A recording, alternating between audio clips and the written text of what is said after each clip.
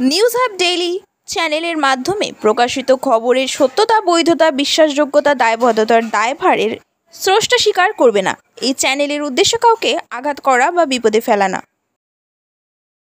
গ্রেফতার করতে হবে অপরাধীদের আড়াল করা পুলিশ অফিসারকে গ্রেফতার করতে হবে বিনীত গোয়েলকে গ্রেফতার করতে হবে আরজি করের ঘটনার প্রকৃত দোষীদের আড়াল করতে তথ্য প্রমাণ লোপাটের চেষ্টা হচ্ছে, এই অভিযোগে রাজ্য জুড়ে সরব হয়েছে বিজেপি। এই ঘটনায় রাজ্য সরকারের ভূমিকার প্রতিবাদে শুক্রবার দুপুর 2টো থেকে বিকেল 4টে পর্যন্ত রাজ্য জুড়ে পথ অবরোধের ডাক দেয় বিজেপি। সেই মতো এদিন শিলিগুড়িতেও পথ অবরোধ কর্মসূচিতে সামিল হয় বিজেপি শিলিগুড়ি সাংগঠনিক জেলা কমিটি।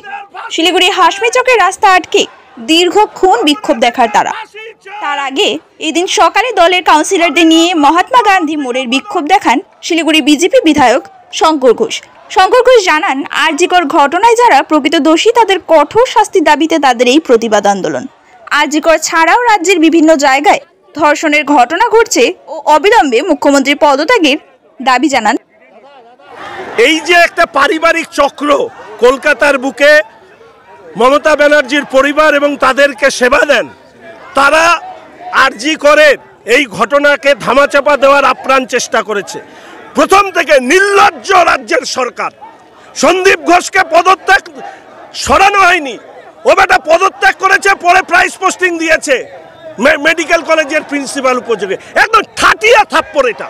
সন্দীপ ঘোষের গ্রেপ্তার হচ্ছে রাজ্যের সরকার আর মুখ্যমন্ত্রীর এই প্রশাসনের উপরে ঠাটিয়ে থাপ্পড়। এটা বিনীত গোয়েলের উপরে ঠাটিয়ে থাপ্পড়, যে যারা এই অপরাধীদেরকে এতক্ষণ আড়াল করে রেখেছিলেন।